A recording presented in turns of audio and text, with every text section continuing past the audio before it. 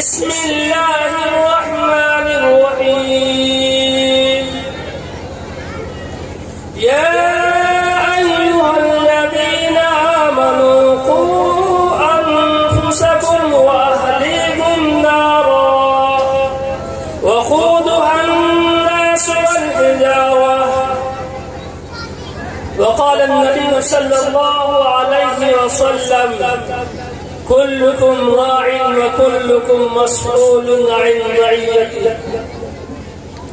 أو كما قال عليه الصلاة والسلام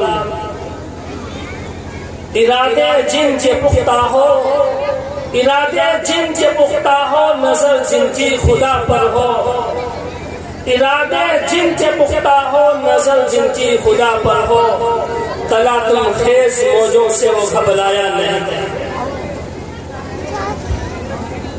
محترم سامعین اور میری پیاری ماؤں بہنوں، اللہ رب العزت والجلال کا بہت بڑا احسان اس کا کرم ہوا کہ اس نے اس مبارک اجلاس کی مناسبت سے ہمیں اور آپ کو بیٹھنے کی توفیق عنایت فرمائی۔ میرے عزیزوں، میں آپ کے سامنے ایک ایسے عنوان اور ایک ایسے موضوع پر گفتگو کرنا چاہوں گا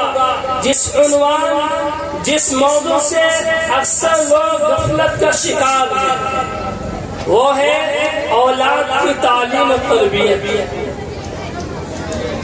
میرے عزیزوں، اس وجود انسانی میں اللہ رب العزت والجلال نے ایسے دو جوہر عنایت فرمائے ہیں جن دو جوہروں کے ذریعے انسان تمام لوگوں میں ممتاز ہو جاتا ہے۔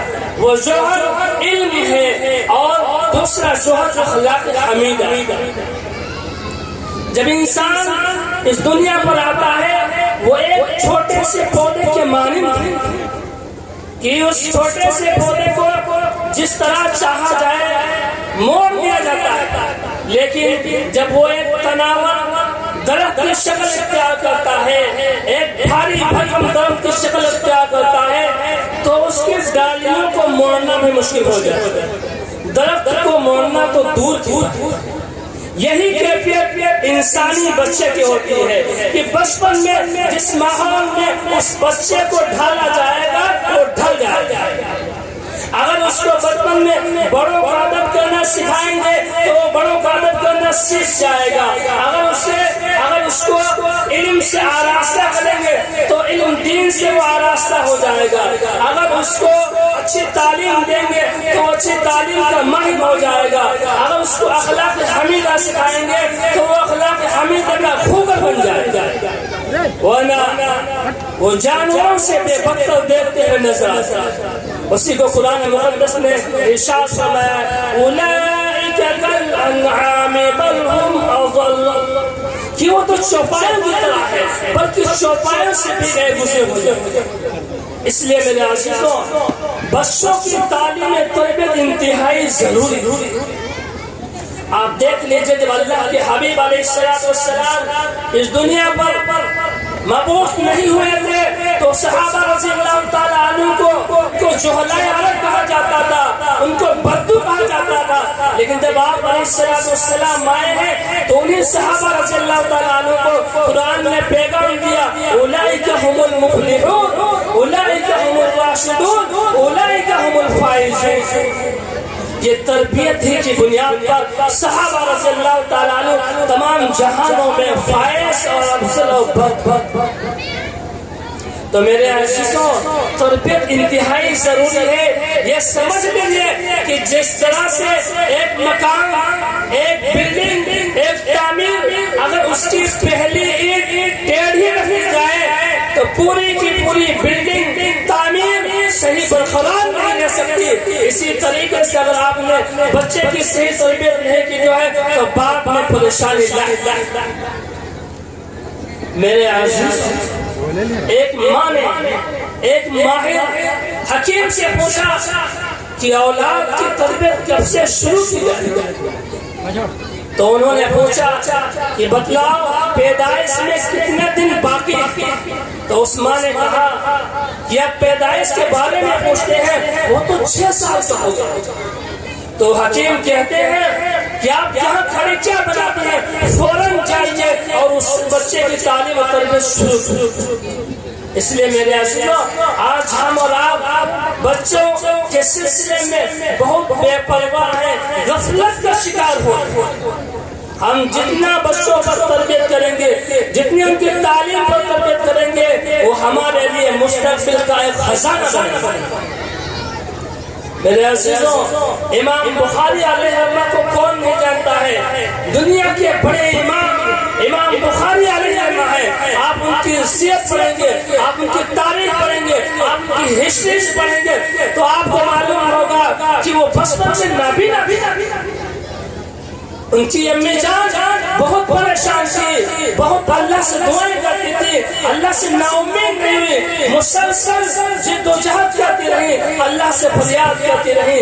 ایک دن خواب دیکھتے ہیں کہ حضرت ابراہیم علیہ السلام آئے ہیں اور کہتے ہیں کہ اے بیٹی، آج تجھ کو خوشخبری ہو، تیرے بیٹے کی بینائی اللہ رب العزت نے تیری دعاؤں کی برکت سے لوٹا۔ بتلائیے، یہ ماں ہوتی ہے، ماں کی برکت سے بچے بنتے ہیں سبق۔ اور پھر آپ دیکھیے کہ وہ اتنی ذخیر، اتنی بڑی کتاب لکھتے ہیں جس کو کل کتاب بعد کتاب اللہ، یعنی کتاب اللہ کے بعد سب سے صحیح ترین کتاب بخاری کہی جاتی ہے۔ اس کو لکھنے والے ہیں، یہ ماں کی دعاؤں کا ثمرہ ہے، ماں کی دعاؤں کا نتیجہ۔ شیخ عبد القادر جیلانی رحمۃ اللہ علیہ بچپن سے بہت ہونہار اور اچھے گھرانے میں پیدا ہوئے، نجیب الطرفین گھرانے میں پیدا ہوئے۔ میرے عزیزوں، جب آپ تھوڑے بڑے سے ہوتے ہیں تو امی جان، آپ کی والدہ آپ کو علم دین حاصل کرنے کے لیے بغداد روانہ ہوتے ہیں، لیکن کچھ نصیحتیں کرتے ہیں کہ بیٹا، علم دین اچھی طریقے سے حاصل کرنا اور کبھی جھوٹ مت بولنا، سچ دامن کو نہیں چھوڑنا۔ حضرت قافلے کے ساتھ چلتے ہیں، یہاں تک کہ قافلہ ہمدان پہنچتا ہے، ہمدان کے قریب پہنچتا ہے تو اچانک ڈاکو ان کے اوپر حملہ بول دیتے اور پورے قافلے کا مال لوٹنے لگتے۔ اب ایک ڈاکو حضرت کے پاس آیا، پوچھا اے بچے تمہارے پاس کچھ ہے؟ تو حضرت نے کہا کہ میرے پاس میری گدڑی میں 40 دینار ہے، 40 اشرفیاں۔ تو وہ مذاق سمجھ کر چلا جاتا۔ اتنے میں ایک دوسرا ڈاکو آتا ہے، وہ پوچھتا ہے کہ تیرے پاس کچھ ہے؟ تو پھر اس سے کہتے ہیں کہ میرے پاس 40 اشرفیاں، 40 دینار، لیکن وہ بھی اس کو سمجھ کر چلا جاتا ہے۔ اب جب دونوں چلے جاتے ہیں، سردار کے پاس پہنچتے ہیں اور سردار کے سامنے یہ بات کرتے ہیں تو سردار کہتا ہے اس بچے کو بلا دو۔ جب آپ جاتے ہیں تو دیکھتے ہیں کہ ایک ٹیلے پر بیٹھ کر وہ سب مال تقسیم کر رہے ہوتے ہیں۔ سردار پوچھتا ہے بچے تمہارے پاس کچھ ہے؟ سچ سچ بتا دو۔ تو کہتے ہیں کہ میرے اس گدڑی میں 40 اشرفیاں ہیں، 40 دینار۔ تو سردار کہتا ہے بچے آپ جانتے ہو ہم لوگ ڈاکو ہیں، ہم لوگ لوگوں کے مال کو لوٹ لیتے ہیں، ضبط کر لیتے ہیں، ان کو مارتے ہیں، تم نے اپنے اس راز کو کیوں نہیں چھپایا؟ تو حضرت نے ارشاد فرمایا کہ میں اس چھوٹے سے مال کی وجہ سے کیوں چھپاتا؟ میری والدہ نے مجھے حصول علم کے وقت یہ نصیحت کی تھی، بیٹا کبھی سچائی کی دامن کو نہ چھوڑنا، ہمیشہ سچ بولنا۔ اس لیے میں اپنے ماں کے عہد کو کیسے آج میرے عزیزو ہم سب غور فکر کریں کہ ہماری زندگیوں میں کتنا جھوٹ ہے، کتنا دھوکہ دھڑی ہے، کتنا جو فریب ہے۔ ایک معصوم ایک ننھے سے بچے ہیں لیکن وہ بھی جھوٹ نہیں بولتے، سچائی کے دامن کو پکڑے۔ آپ کی بات کا اس سردار پر اتنا اثر ہوا کہ وہ فوراً جو ہے رونے لگا اور کہا کہ جب آپ نے اپنی ماں کے عہد کو نہیں توڑا ہے اور آج تک میں نے اپنے رب کے عہد کو توڑنا ہوا چلا رہا، آج سے میں توبہ کرتا ہوں اور کبھی لوٹ مار نہیں کروں گا۔ میرے عزیزوں وہ توبہ کرتا ہے، لیکن اس کے ساتھ ساتھ جتنے اپنے اس کے دوست ہوتے ہیں وہ سب کے سب توبہ کرتے ہیں۔ وہ کہتے ہیں رہزنی میں آپ ہمارے سردار تھے، اب توبہ کرنے میں ہمارے سردار۔ اس لیے میرے عزیزوں ان واقعات کو بیان کرنے کا نتیجہ یہی ہے کہ ہم سب جو ہے اپنے اولادوں کی صحیح تربیت کرنے والے۔ اس مجلس میں بہت سے بڑے بڑے بیٹھے ہوں گے، بہت سے امی جان بیٹھے ہوں گے، بہت سے والدین بیٹھے ہوں گے جو ہے وہ اپنے بیٹوں کی صحیح تربیت شروع کرے۔ میرے عزیزوں حضرت یعقوب علیہ السلام ایک نبی ہے، لیکن جب وہ وفات پاتے ہیں تو کسی دنیا کی چیزوں کے بارے میں نہیں کہتے۔ اذ قال لبنيه ما تعبدون من بعدي قالوا نعبد الهك واله ابائك ابراهيم واسماعيل واسحاق اله واحد۔ کہ ابو جان ہم آپ کے معبود تھے، آپ کے آبا و اجداد کے معبود تھے۔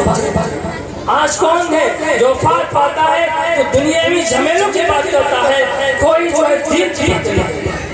اس لیے میرے عزیزوں ہم اپنے اولاد کی صحیح تربیت کریں، یہ ہمارے لیے آخرت کا ذریعہ بنیں گے۔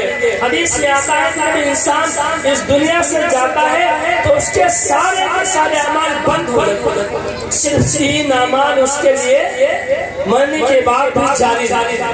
ایک اعمال صدقہ جاریہ، جو اس نے کوئی مدرسہ، کوئی مسجد یا کوئی اصلاحی کام کروا کے اس کا ثواب اس کو پہنچتا ہے، یا وہ ایک عالم دین ہے، حافظ دین ہے، وہ دین کی تعلیم اشاعت کرتا ہے، اس کا ثواب اس کو ملتا ہے۔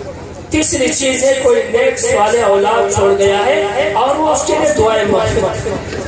تو میرے عزیزوں میری اس تقریر کے کہنے کا مقصد یہی تھا کہ ہم اپنی اولاد کی صحیح تربیت کرنے والے بنے۔ کسی نے کیا ہی خوب کہا ہے، یہی مائیں تھی جن کی گود میں اسلام پلتا تھا، یہی مائیں تھی جن کی گود میں اسلام پلتا تھا، انہی گودوں میں انسان نور کے سانچے میں ڈھلتا تھا۔ وآخر دعوانا الحمدللہ رب العالمین۔ ماشاءاللہ ماشاءاللہ، یہ تھے